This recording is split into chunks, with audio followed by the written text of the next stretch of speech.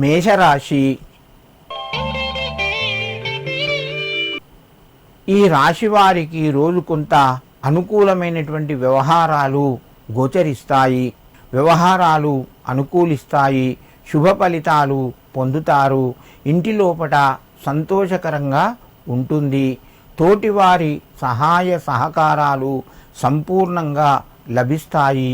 కొత్త నిర్ణయాలు తీసుకుంటారు. కొంత కలిసి వస్తుందని చెప్పవచ్చును.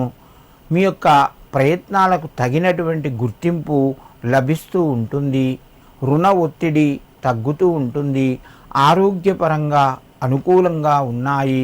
మేషరాశి వారు ఈరోజు శరవణ భవాయ నమః అని చెప్పి సుబ్రహ్మణ్యేశ్వర స్వామిని తలుచుకొని నమస్కరించి మీ పనులు ప్రారంభించండి. మీకు కొంత అనుకూలంగా ఉంటుంది. వృషభ రాశి. ఈ రాశి వారికి రోజు కొంత మానసిక ఆందోళన పెరిగే అవకాశాలు ఉన్నాయి. కొన్ని సందర్భాల్లోపట కొత్త రుణాలు చేయవలసి వస్తుంది. ప్రయత్నాలు మెల్లగా ముందుకు కొనసాగుతాయి.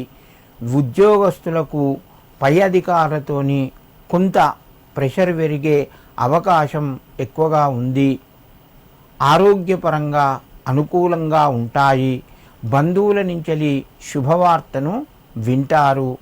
వృషభ రాశి వారు ముఖ్యమైన నిర్ణయాలు కొన్ని ఇతరుల యొక్క సలహాలు తీసుకొని అమలు చేయండి. మీకు కొంత కలిసి వస్తుంది.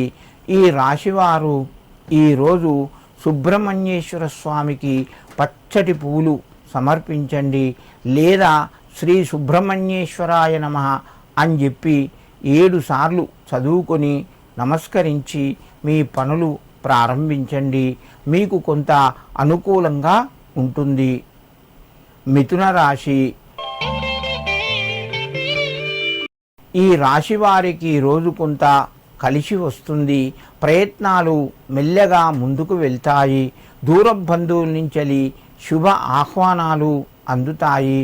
విందు వినోదాల లోపల పాల్గొంటారు. ఉద్యోగస్తులకు తోటివారి సహకారం ఉంటుంది. ఆరోగ్యపరంగా కొన్ని జాగ్రత్తలు పాటించండి. కుటుంబ సభ్యుల మధ్యన కొంత చికాకు కలిగే అవకాశాలు కూడా ఉన్నాయి. మిథున రాశి వారు ఈరోజు అయ్యప్ప స్వామికి నమస్కరించి మీ పనులు ప్రారంభించండి. మీకు కొంత అనుకూలంగా ఉంటుంది.